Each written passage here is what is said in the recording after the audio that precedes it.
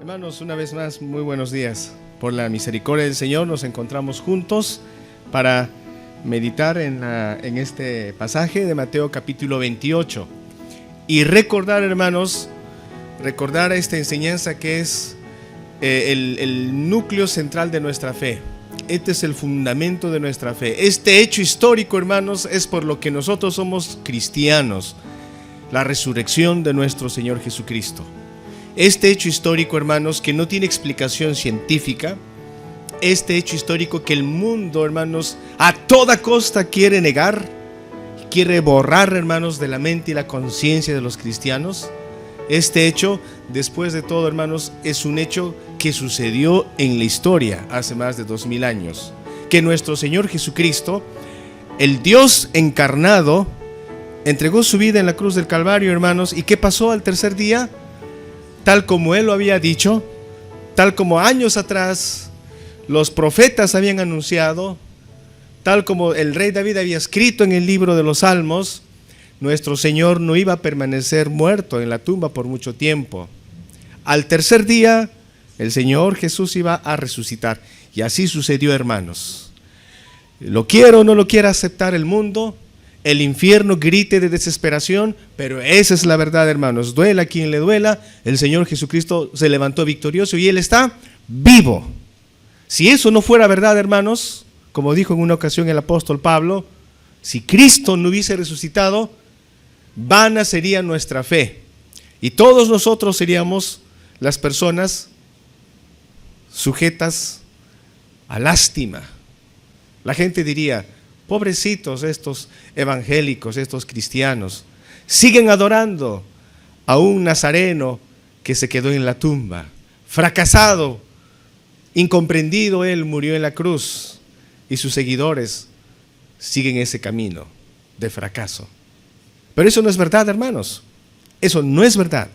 Cristo ha resucitado. Y de eso vamos a meditar en esta mañana. Así que vamos a orar al Señor. Inclinemos nuestros rostros, hermanos. Amantísimo Señor, te agradecemos infinitamente por la oportunidad que tenemos de leer tu palabra juntos esta mañana en este pasaje de Mateo capítulo 28. Es tu palabra, Señor, es la revelación de tu voluntad. Esta palabra tuya, Señor, es viva, eficaz, es lo que nos da vida al alma. Tu palabra es el único instrumento que es capaz de romper los corazones de piedra y transformar en corazones de carne. Tu palabra es el único instrumento poderoso para transformar nuestra civilización, nuestra sociedad. Tu palabra, Señor, que ha creado el mundo entero. Tu palabra que nos ha dado vida cuando estábamos muertos. Tu palabra que nos alimenta y nos sostiene. Tu palabra, Señor, que se enfrenta a cualquier ideología, a cualquier pensamiento que existe en este mundo. El cielo y la tierra pasarán, pero mis palabras no pasarán, dijiste tú, Señor. Nada puede vencer a tu palabra, Señor. Al final todas las voces humanas quedarán calladas, como debe de ser, y tu palabra resonará para siempre en la eternidad, Señor.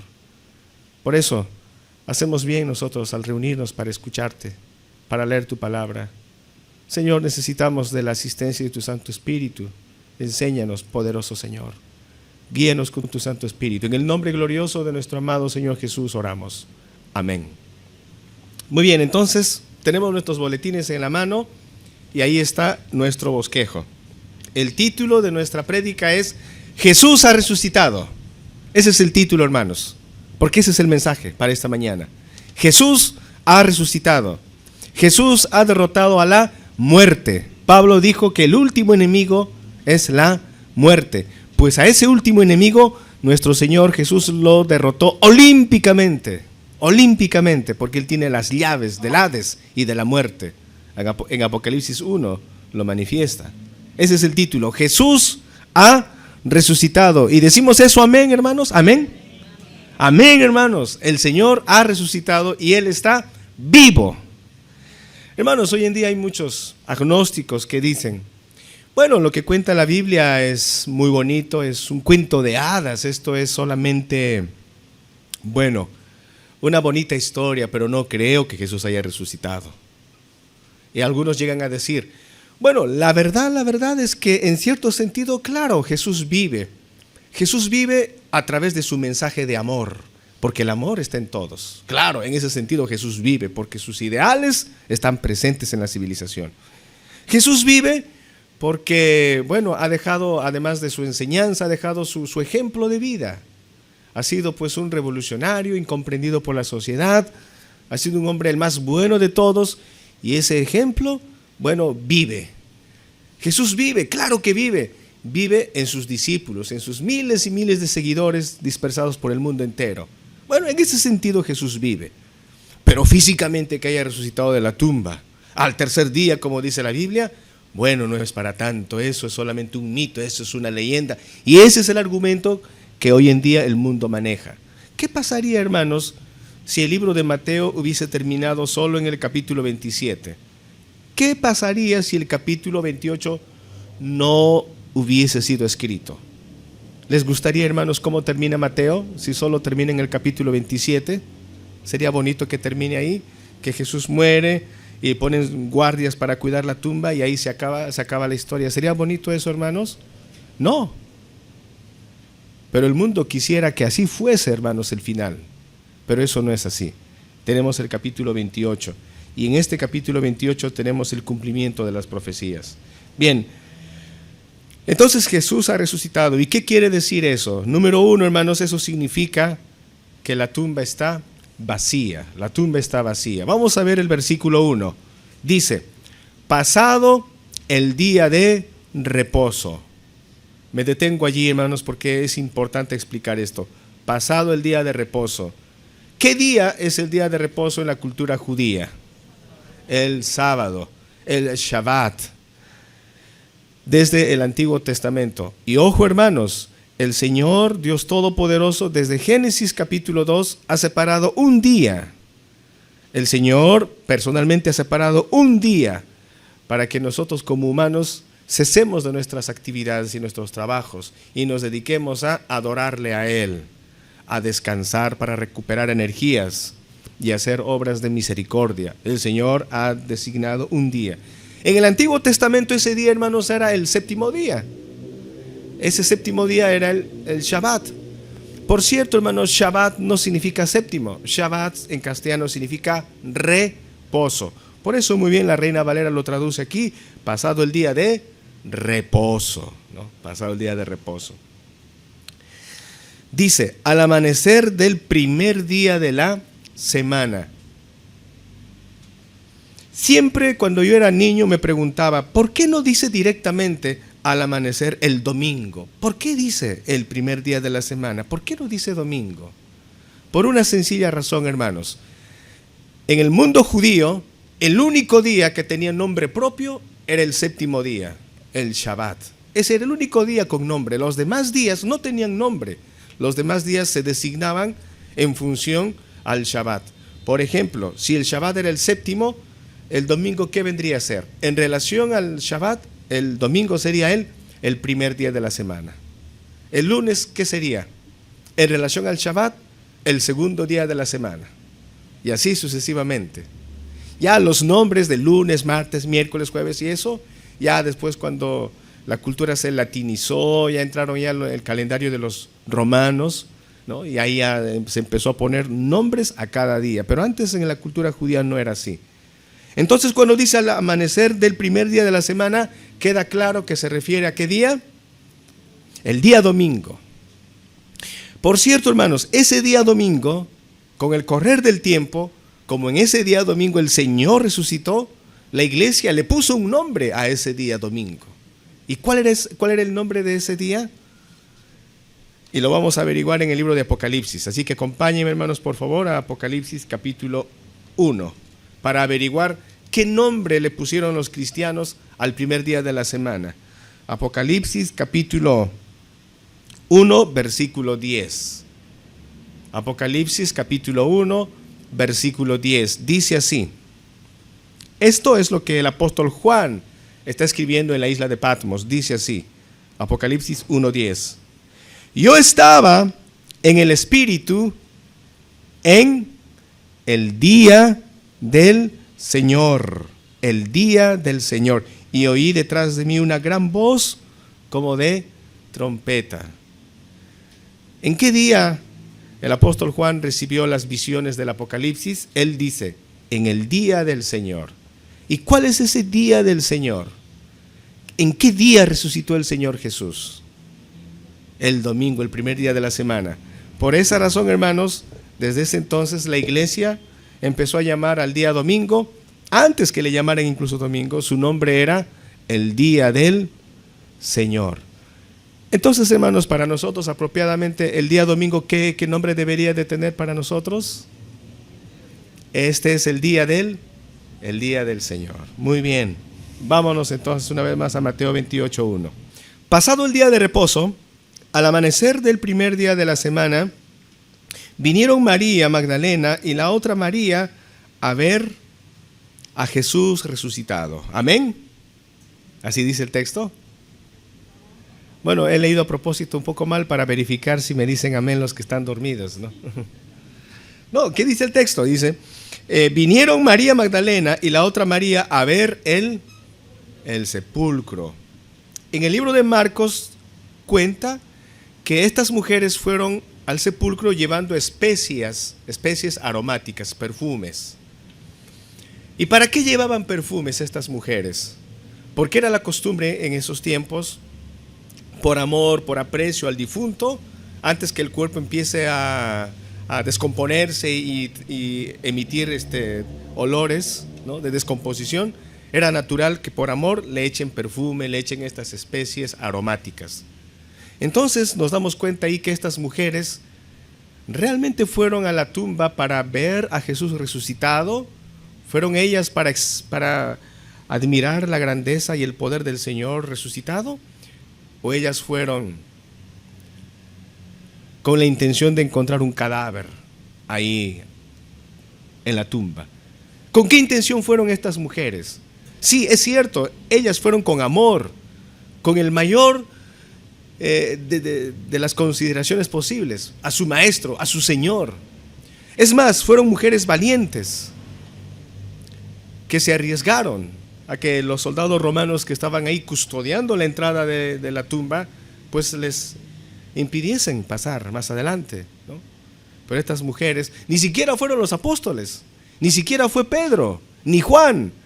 Fueron aquí las mujeres las primeras en ir para atender el cuerpo del Señor. Pero ellas no habían ido a ver a un Jesús resucitado, sino a un Jesús muerto. ¿Acaso Jesús no les había dicho anteriormente que Él iba a resucitar?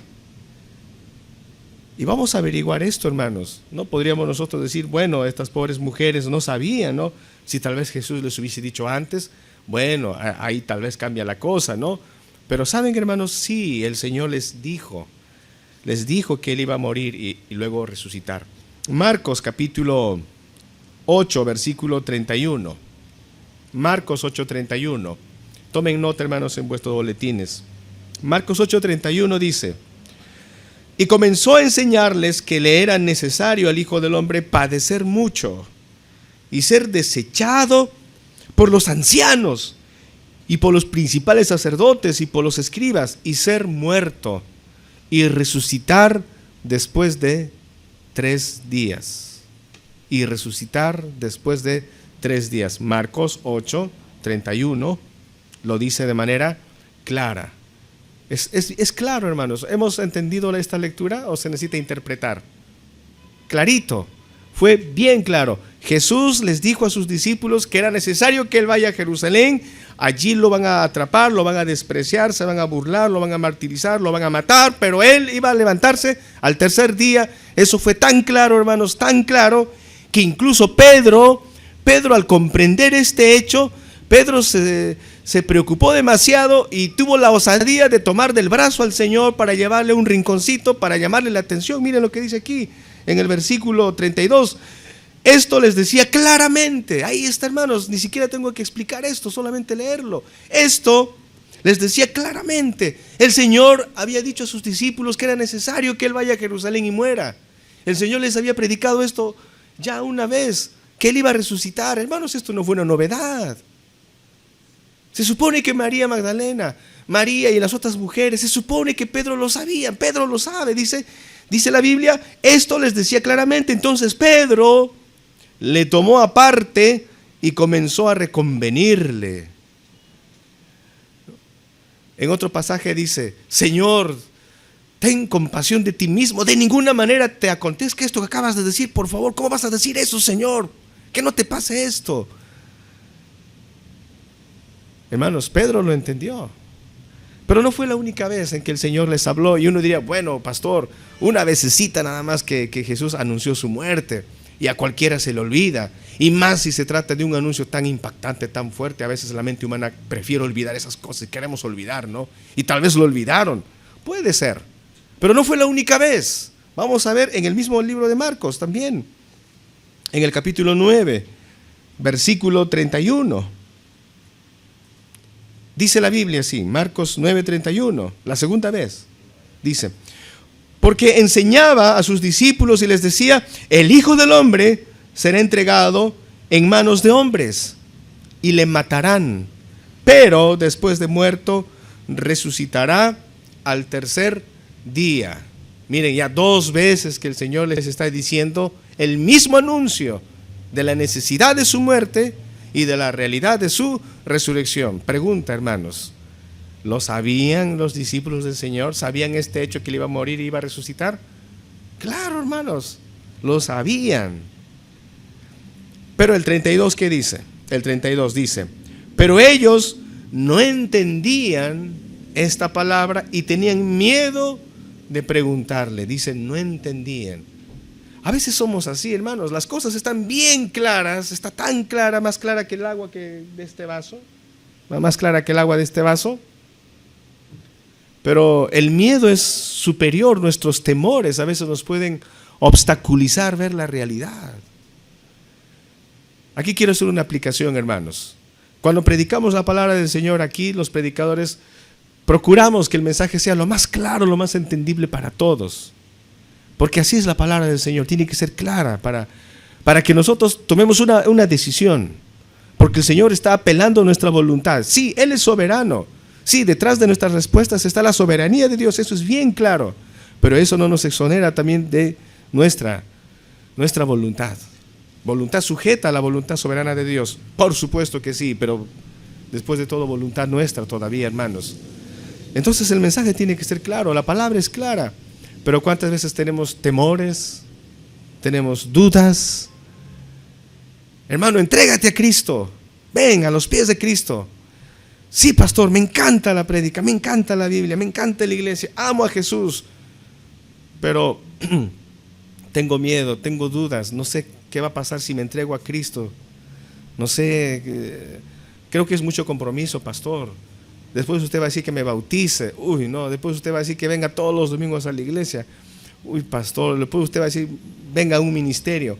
Ay, pastor, con la ajetreada que es mi vida. Ay, pastor, no sé qué decisión tomar.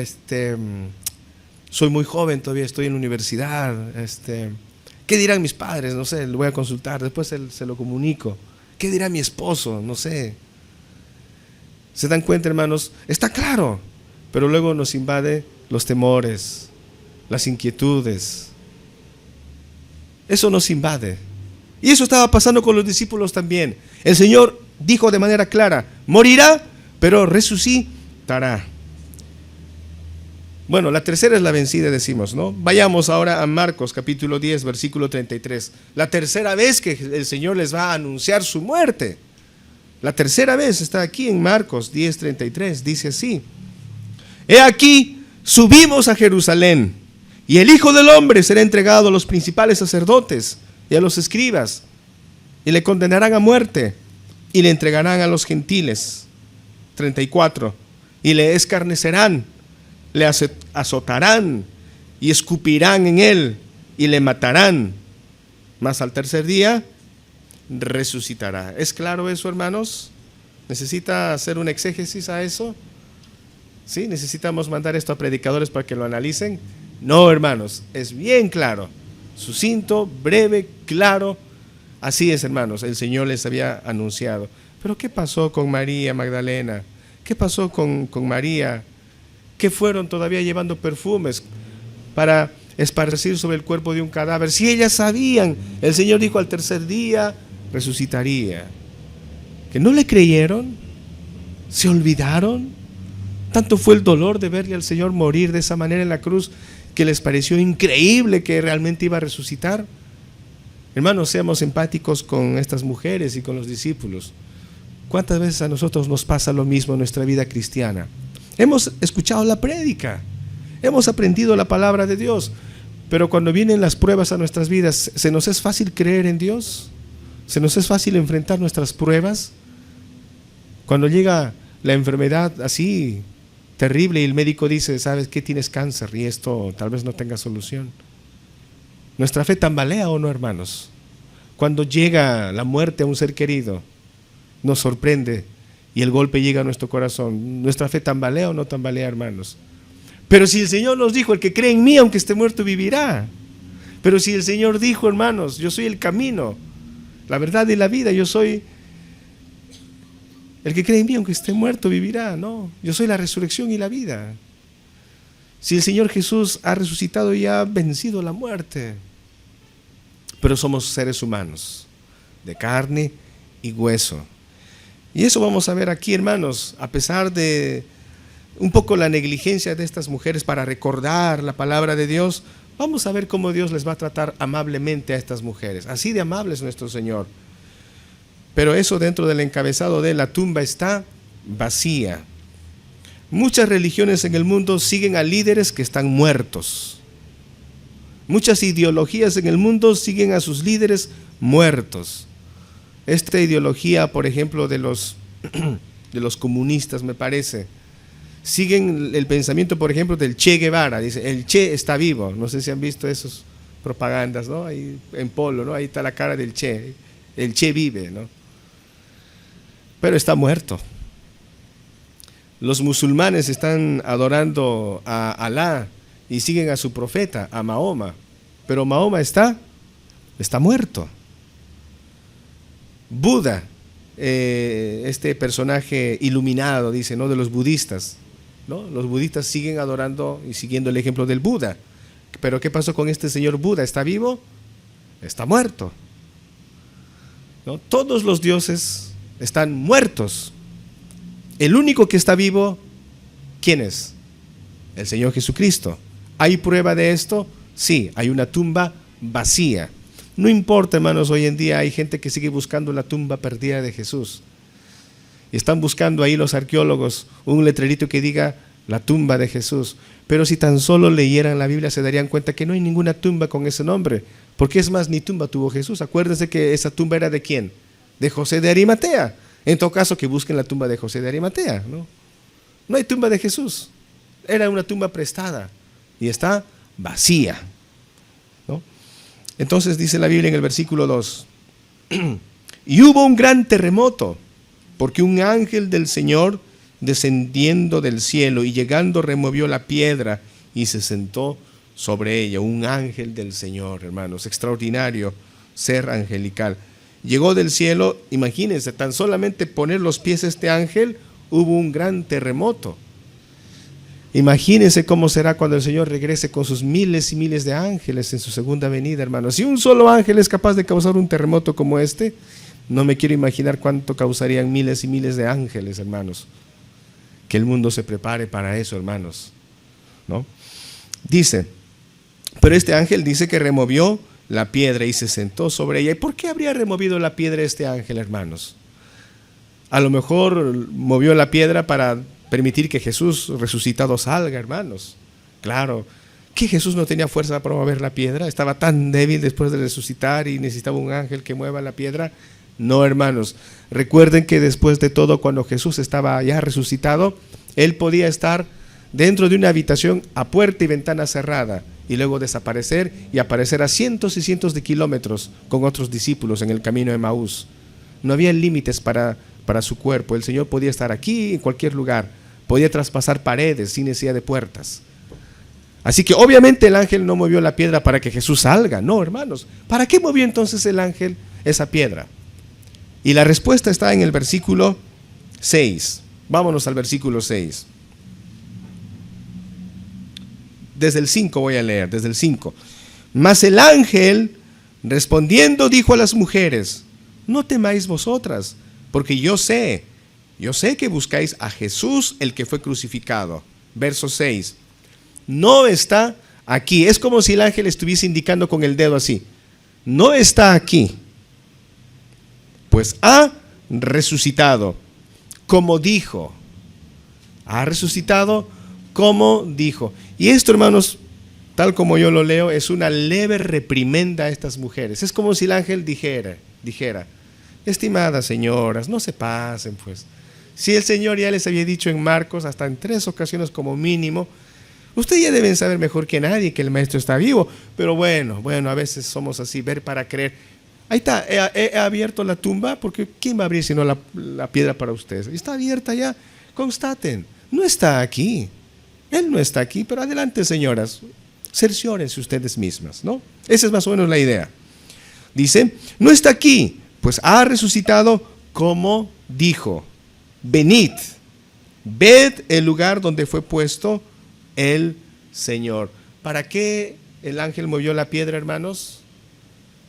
Por compasión, para facilitar a estas mujeres que verifiquen, que se acerquen, que vean, que toquen, hermanos, ahí el lienzo del Señor, que estaba bien acomodadito ahí y ya no estaba el cuerpo, para que estas mujeres empiecen a palpar, a tocar, a sentir, así con el corazón femenino, que puedan respirar el aroma de que el Señor está vivo, que la sensibilidad de mujer pueda entrar por sus 5 sentidos y estas mujeres digan: efectivamente, el Señor está vivo, Él está vivo, no está en esta tumba, esa tumba está vacía, y damos testimonio de esa gran realidad. Hecho extraordinario, un ángel moviendo la piedra por compasión. Dice en el verso 3, su aspecto, de este ángel, su aspecto era como un relámpago y su vestido blanco como la nieve. Obviamente, si es que viene directamente de la presencia de Dios, del trono de Dios, es un ángel pues imponente, rodeado de santidad. ¿Y qué sucede con los soldados? Recuerden, hermanos, quiero un momento con ustedes ir al versículo 62 del capítulo 27. Mateo 27, 62 dice así: al día siguiente, que es después de la preparación, se reunieron los principales sacerdotes y los fariseos ante Pilato, diciendo: Señor, nos acordamos que aquel engañador dijo, viviendo aún, después de 3 días resucitaré. Hermanos, esto es sorprendente, ¿eh? Voy a volver a leer, no sé si ustedes están captando esto, voy a volver a leer. El 62. Al día siguiente, que es después de la preparación, se reunieron los principales sacerdotes y los fariseos ante Pilato. Fueron, dice el consejo de ancianos, a Pilato. ¿Para qué fueron a Pilato? Vamos a ver. Diciendo: Señor, nos acordamos. Nos acordamos. Ay, ¿qué se acuerdan estos individuos? Nos acordamos de aquel engañador, que aquel engañador dijo, viviendo aún, después de 3 días resucitaré. Hermanos, hasta sus enemigos habían entendido claramente lo que había dicho el Señor, que Él iba a resucitar. Hasta sus adversarios sabían que el Señor iba a resucitar y tenían miedo de que eso suceda. Por eso fueron a Pilato y le dijeron: Pilato, Él dijo que iba a resucitar. Lo hemos escuchado claramente cuando le hablaba a sus discípulos. Lo sabemos, nos acordamos de eso. Por eso, señor Pilato, en el 64 dice: manda pues que se asegure el sepulcro hasta el 3er día. Y se acuerdan claramente, hasta el 3er día pon guardias, pon seguridad. No sea que vengan sus discípulos de noche y lo hurten y digan al pueblo: resucitó de entre los muertos. Y será el postrer error peor que el primero. Estos hombres malvados habían escuchado el mensaje de Jesús y lo habían entendido claramente. Y para evitar que eso suceda, suplican, piden, qué sé yo, una solicitud a Pilato. Por favor, Pilato, esta promesa de parte de la solicitud, manda soldados. Pero ellos en realidad no creen que Jesús va a resucitar. Su temor es O a lo mejor sí creen, ¿no? Porque han visto los poderes milagrosos de Jesús. Pero ellos generan una mentira. La mentira que generan es: los discípulos van a robar el cuerpo de Jesús. Hasta el día de hoy esa mentira se ha difundido, hermanos, en todo el mundo. Y ponen soldados. Imagínense, ahí están los soldados romanos. Y para ser soldado romano uno no tiene que ser cobarde. Un soldado romano, por su misma profesión, es un hombre violento. Un hombre que no tiene temor a la muerte, que está preparado para morir si así fuera necesario. Así son los soldados romanos. Y ahí están los soldados cuidando la tumba de Cristo. Por cierto, esto es algo ridículo, hermanos. ¿Cómo soldaditos pueden, con su fuerza humana, detener a Dios Todopoderoso, hermanos? ¿Cómo podrían hacer eso? No se puede, hermanos. Pero llegó el ángel, dice, ¿no? Y en el versículo 4 de Mateo 28, ¿qué dice Mateo 28, 4? Y de miedo, sí, yo me alegro de leer eso, que tengan miedo esos soldados, que aprendan lo que es bueno. Dice, y de miedo de él, los guardas temblaron. Imagínense, hermanos, el sudor, sus rodillas temblando, las voces. ¿Cómo estaría, no? Pobrecito, la mandíbula ahí, tac, tac, tac, tac, tac, tac, tac, tac, tac. No sé. Pobres hombres, y tal vez el corazón, se les para el corazón ahí, ¿no? La presión, no sé, pobres hombres, ¿no? Fue lo peor que les pudo haber pasado. Dice, y temblaron y se quedaron como muertos. Se quedaron como muertos. Bueno, se lo merecen, ¿no? Bueno, hay que tener lástima de ellos también, hermanos. Disculpen. En el verso 5, pero hay que pensar en las pobres mujeres. También están ahí las mujeres, pobrecitas las señoras. Mas el ángel respondiendo dijo a las mujeres, no a los soldados, ¿ah? No dijo, disculpen caballeros, pero tengo que hacer mi trabajo, ustedes entenderán. No, el ángel ni les habla a los soldados. Se supone que los soldados estarán pues desmayados, tirados ahí, tratando de mover las piernas para huir. Pobrecitos soldados, ¿no? ¿Cómo enfrentarse a lo espiritual con sus espadas y sus lanzas? ¿Cómo enfrentarse? El 5, mas el ángel respondiendo dijo a las mujeres, no temáis vosotras, porque yo sé que buscáis a Jesús, el que fue crucificado. No está aquí, pues ha resucitado como dijo. Venid y ved el lugar donde fue puesto. Versículo 7, e id pronto y decid a sus discípulos que ha resucitado de los muertos, y he aquí va delante de vosotros a Galilea, allí le veréis. He aquí os lo he dicho. Ahí termina esta primera parte, hermanos. El Señor está vivo, la tumba está vacía, y hay una serie de hechos extraordinarios. Un fuerte terremoto ocasionado por un ángel que desciende. Este ángel es enviado por Dios para mover la piedra de la tumba, porque no hay hombres. Estos soldados romanos no iban a mover la piedra, todos desmayados que están, no pueden mover ni sus piernas, ¿no? Entonces el ángel mueve la piedra para que estas mujeres puedan entrar y puedan constatar, puedan cerciorarse, puedan ver, la tumba está vacía, el Señor está vivo. El ángel les dice, no tengan miedo, ahora ustedes tienen que ir y avisar a los apóstoles, comuniquen esta verdad, digan a los discípulos que el Señor está vivo y que se dirijan al monte de Galilea, allá será el punto de encuentro, ahí le verán otra vez. La tumba está vacía, hermanos, el Señor está vivo. Pasemos a la segunda parte de nuestra meditación, versículo 8 hasta el versículo 10. Y aquí vemos quiénes son las primeras mensajeras de la resurrección. No son los apóstoles. Las primeras mensajeras de la resurrección fueron estas mujeres. Extraordinario, hermanos. Estas damas fueron las que llevaron el primer mensaje de la resurrección del Señor. En el versículo 8 dice, entonces ellas, saliendo del sepulcro con temor y gran gozo. Miren, temor y gran gozo, qué mezcla, ¿no? Mezcla de sentimientos. Tienen temor todavía porque imagínense, uno no ve ángeles todos los días. Uno no ve un terremoto fuerte y luego está pues así como si nada, ¿no? Y eran mujeres más sensibles ante estos hechos, damas asustadas. Dice con temor, pero al mismo tiempo dice con gran gozo. ¿Por qué están tan felices estas mujeres? Porque la tumba está vacía, porque el Señor está vivo. Dice, fueron corriendo a dar nuevas a sus discípulos.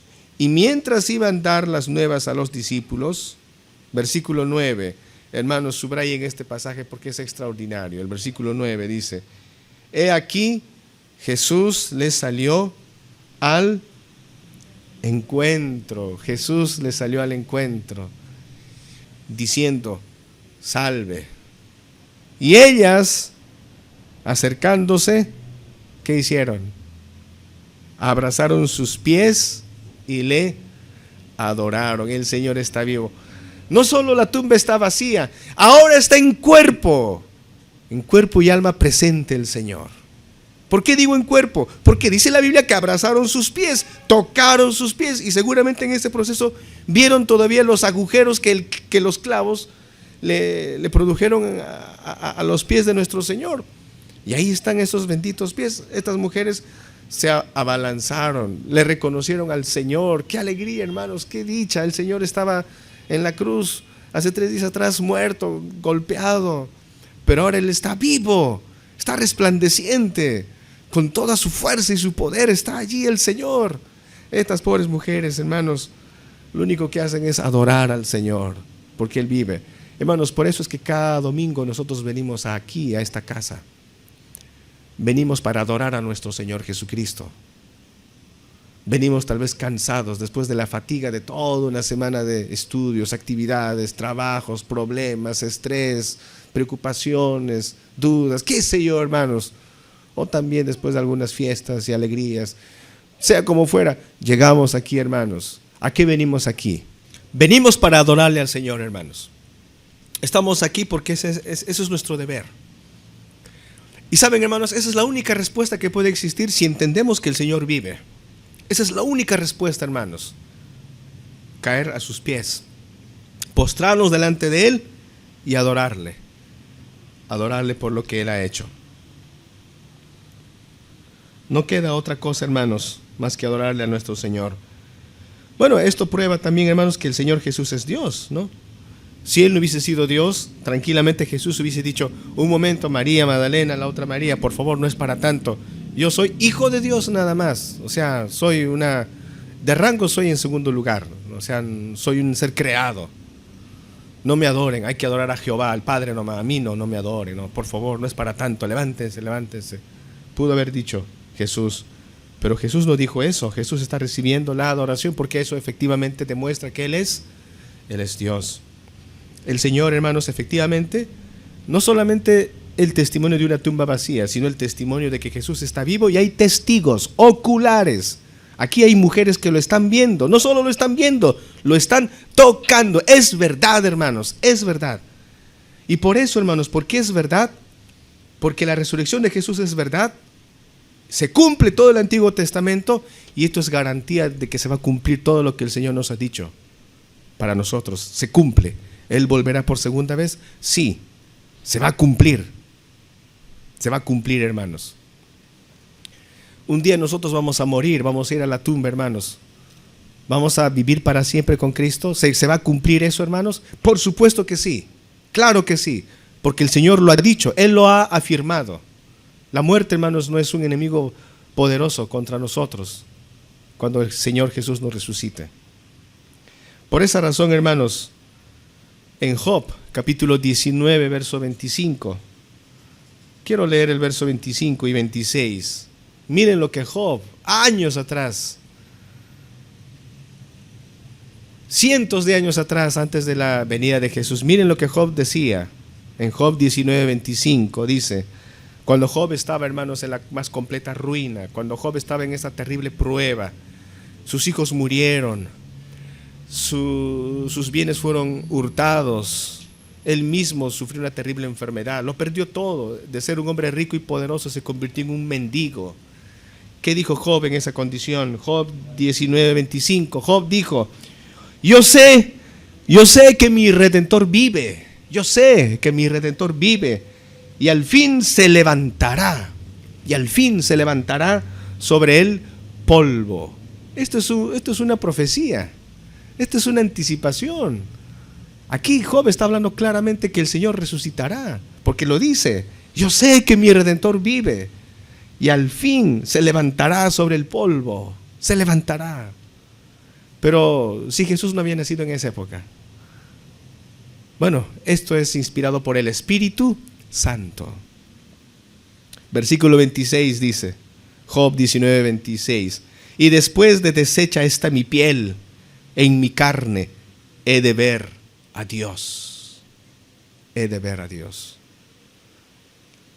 El rey David, escribiendo el Salmo 16:10, dice lo siguiente. Salmos 16:10. Porque no dejarás mi alma en el Seol, ni permitirás que tu santo vea corrupción. Ahí está. David está profetizando también la resurrección del Señor, que el santo de Dios no va a quedarse en la sepultura, no va a haber corrupción, su cuerpo no se va a descomponer. Al tercer día resucitará. Lo mismo en el Salmo 49:15. Tomemos nota, hermanos, de estos salmos. Salmos 49:15. Dice así: pero Dios redimirá mi vida del poder del Seol, porque Él me tomará consigo. Pero Dios redimirá mi vida del poder del Seol, del poder de la tumba. Otra profecía a la resurrección de nuestro Señor.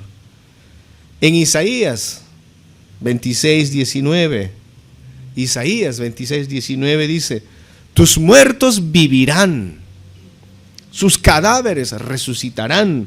Despertad y contad, moradores del polvo, porque tu rocío es cual rocío de hortalizas, y la tierra dará sus muertos. Isaías está profetizando resurrección. Hermanos, si Jesús no hubiese resucitado, lo que Job dijo, lo que David dijo, no tendría sentido, serían pobres hombres dignos de lástima. Pero como Jesús resucitó, todo lo que ellos anhelaron, todo lo que ellos habían anunciado anteriormente se cumple. Y aquí estas mujeres están tocando al cuerpo del Señor. El Señor está vivo y estas mujeres son las primeras mensajeras de la resurrección de nuestro Señor Jesús. Versículo 10, Mateo 28:10. Avancemos, mis hermanos. Dice: entonces Jesús les dijo, escuchen lo que Jesús les dice: no temáis, id, dad las nuevas a mis hermanos, para que vayan a Galilea y allí me verán. Otra vez estas palabras de consuelo de Jesús. Jesús no les dice: se pasaron, mujeres. Miren nada más, ustedes han ido pensando que me iban a encontrar muerto. ¿Que se han olvidado tan rápido? Entra por aquí, sale por aquí. No se pasen, pues, María Magdalena. ¿Y dónde está Pedro? Y así dijo que me iba a seguir hasta el final. Se olvidó que iba a resucitar. ¿Dónde está, si quiere, una comitiva de bienvenida? ¿Dónde están las pancartas de bienvenido Jesús a la vida, sus globitos? ¿Dónde está la banda de músicos? No, ya eso ya es exageración, hermano. Eso no iba a haber, ¿no? Pero el punto es, ¿no deberían estar mis discípulos aquí? ¿No? Pero Jesús amablemente y con misericordia: no temáis, id, dad las nuevas a mis hermanos. Miren cómo se refiere a sus discípulos: a mis hermanos, para que vayan a Galilea y allí me verán. Hermanos, el Señor es misericordioso. Él nos entiende, hermanos, Él nos entiende. Número 3. Sin embargo, hermanos, como Jesús ha resucitado, ahora va a haber esfuerzos para negar esta verdad. Sus enemigos van a hacer todo lo posible para borrar este hecho. En el versículo 11 al 15 vamos a ver ese esfuerzo diabólico de querer negar la realidad de que Cristo está vivo, hermanos. El verso 11 dice: mientras ellas iban, he aquí unos de la guardia fueron a la ciudad y dieron aviso a los principales sacerdotes de todas las cosas que habían acontecido, y reunidos con los ancianos y habido consejo, dieron mucho dinero a los soldados. Dieron mucho dinero a los soldados, diciendo: decid vosotros, sus discípulos vinieron de noche y lo hurtaron, estando nosotros dormidos. Aquí están sobornando a los soldados. ¿Quiénes? Estos, los líderes religiosos. Ahí están esos bandidos, Anás, Caifás, esos personajes, hermanos. Ahí están estos ancianos que siempre han aborrecido al Señor. Ahora ellos ya saben que el Señor está vivo. Ellos no lo pueden negar. ¿Por qué? Porque no es de boca de un apóstol que están escuchando que ha resucitado. Es de boca de un soldado.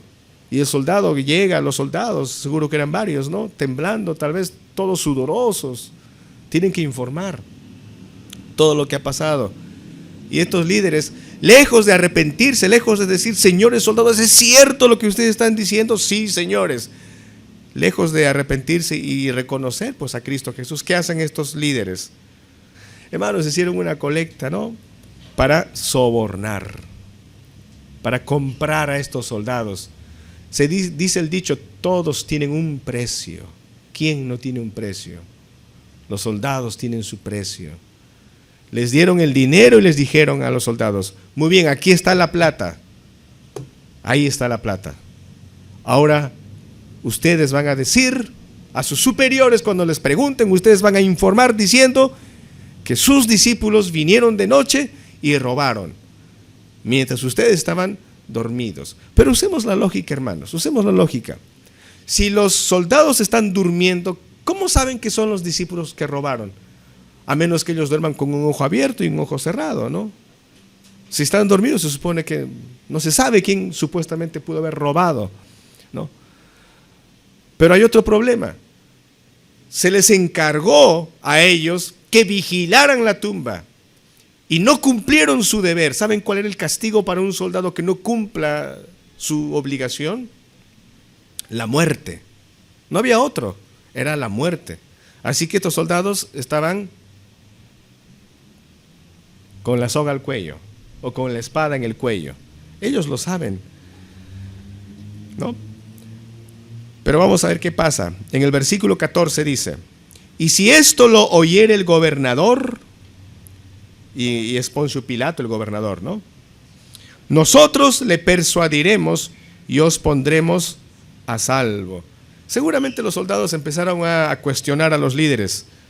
Los líderes dijeron, ya, ustedes van a decir que se han quedado dormidos y que los discípulos robaron el cuerpo. Los soldados tal vez dijeron algo así como, sí, señor Anás, sí, señor Caifás, pero no es tan sencillo. Primero, nosotros somos soldados y nosotros tenemos el deber de cuidar, y si no cumplimos nos matan y nos van a matar. ¿Qué hacemos? Nosotros no queremos morir. Ustedes hagan algo.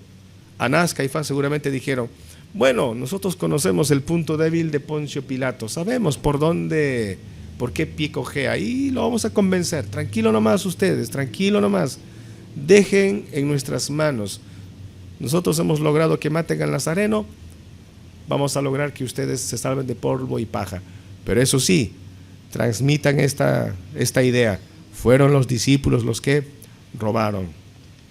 Versículo 15, y ellos tomaron el dinero, hicieron como se les había instruido. Este dicho se ha divulgado entre los judíos hasta el día de hoy.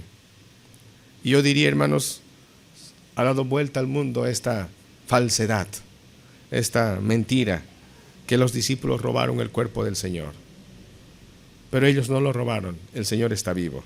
Para concluir, hermanos, como Cristo ha resucitado, Jesús ha resucitado, Él nos ha dejado una tarea a nosotros, una tarea. Del verso 16 al verso 20 vamos a encontrar esa tarea. Y es la gran comisión, hermanos, es la gran comisión. Nuestra tarea de extender este evangelio, esta noticia de que Jesús está vivo. Si los soldados van a difundir que Jesús está muerto, que robaron su cuerpo, nuestra tarea es lo opuesto, transmitir a todos que Él está vivo, Él no está muerto, Él está vivo.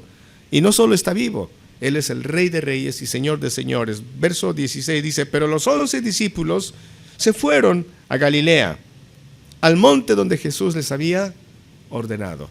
Y cuando le vieron, le adoraron. Pero algunos dudaban. Es increíble eso, ¿no? Pero ahí está, la adoración y la duda, como mezclados ahí, ¿no? Ellos ya fueron al monte de Galilea, ya están en el lugar donde habían quedado a encontrarse. Ellos fueron voluntariamente, hay esa disposición. Están obedeciéndole al Señor y ven al Señor, le adoran al Señor, pero algunos dudaban. Después de haberle visto al Señor morir, verle ahora, hermanos, para muchos, para algunos de ellos, dice, no dice muchos, dice algunos, le resultaba impactante. Acuérdense de Tomás, hermanos, ¿se acuerdan de Tomás? Tomás dijo, yo no voy a creer que Él está vivo si primero no lo veo. No, es más, para creer yo tengo que tocar sus heridas, si no, no voy a creer. Tomás era así. Y el Señor se apareció, Tomás le vio, ¿y qué le dijo Jesús? Tomás, acércate. Mira, yo no soy un espíritu, yo soy de cuerpo. Mete tu mano en mi costado. ¿Qué hizo Tomás? Imagínense, con miedo, metió el dedo y es el cuerpo del Señor. Y Tomás cae de rodillas, Señor mío, Dios mío. Algunos dudaban, ¿no? Algunos todavía dudaban. ¿Qué tal, hermanos, aquí en la iglesia? ¿Todos aquí estamos con la firme convicción de que Cristo está vivo? ¿O habrá alguien que todavía por ahí, por alguna situación, tiene un poco de duda? ¿Será cierto? ¿Es tan bonito para ser verdad? ¿En serio está vivo el Señor? ¿Lo que Él dice en su palabra realmente es verdad? Versículo 18. ¿Qué hace Jesús? Y Jesús se acercó. Me encanta eso, hermanos. Dice, el 17 dice, pero algunos dudaban. El 18 continúa diciendo, y Jesús se alejó, porque dijo, dudan, y si dudan, mejor me voy. No dijo eso Jesús, dice, y Jesús se acercó. Cuando hay duda, hermanos, ¿qué hace el Señor con nosotros? Se acerca más a nosotros, porque el Señor quiere disipar nuestras dudas. Tal vez por ahí haya alguien que sea medio cegatón, ¿no? Y no ve bien, ¿no? Porque no hay ni lentes, ¿no? ¿Será Jesús? Parece Jesús. ¿Y qué hace Jesús? Me acerco para que me veas bien. Oh, maestro, sí eres tú, maestro. ¿No? Y Jesús se acercó y les habló diciendo, toda potestad me es dada en el cielo y en la tierra. Por tanto, id y haced discípulos a todas las naciones, bautizándoles en el nombre del Padre y del Hijo y del Espíritu Santo. Jesús dice, toda potestad, toda autoridad. En otras palabras, aquí está Jesús resucitado, Él es la máxima autoridad. A Él se sujeta el cielo y la tierra y debajo de la tierra. Filipenses capítulo 2 del 5 al 11 claramente dice que delante de Cristo Jesús se doblará toda rodilla de los que están arriba en los cielos, en la tierra y debajo de la tierra. Algún día todos se postrarán a Él, porque Él es la máxima autoridad. Aquí el Señor, como el Rey, se presenta y les dice esta tarea, la gran comisión. ¿Y cuál es la tarea? Id y haced discípulos. ¿A quiénes? A todas las naciones, bautizándoles en el nombre del Padre y del Hijo y del Espíritu Santo. Recuerden que el bautismo es la señal, el símbolo del pacto de gracia. El bautismo significa muchas cosas y una de ellas es unión. El bautismo significa nuestra unión con Cristo Jesús. Entonces tenemos que predicar este mensaje, que el ser humano no va a tener salvación a menos que esté unido a Cristo Jesús. El ser humano no va a tener vida a menos que esté unido y ligado a Cristo Jesús, al Rey de Reyes y Señor de Señores, ligado en su muerte, ligado en su resurrección, ligado en sus padecimientos, ligado en su propósito a Cristo Jesús. El Señor dice, vayan por todo el mundo y hagan discípulos. Discípulos de Cristo, hermanos, no discípulos de pastor, no discípulos del consistorio. ¿Discípulos de quién? Discípulos de Cristo Jesús. Id y haced discípulos. Esta palabrita id es una orden, hermanos, es una orden. Pero también, hermanos, esta orden de id se puede presentar como un participio. ¿Qué quiero decir yo con esto, hermanos? Lo que el Señor está diciendo es, mientras vayan en el mundo, mientras ustedes estén viviendo en este mundo, mientras hacen sus actividades, mientras vivan, comuniquen el mensaje de la salvación. Comuniquen el mensaje de la salvación. ¿Y saben qué significa esto, hermanos? Esto significa que de manera natural, cada uno de nosotros tenemos que hablar de Cristo Jesús a las personas que nos rodean.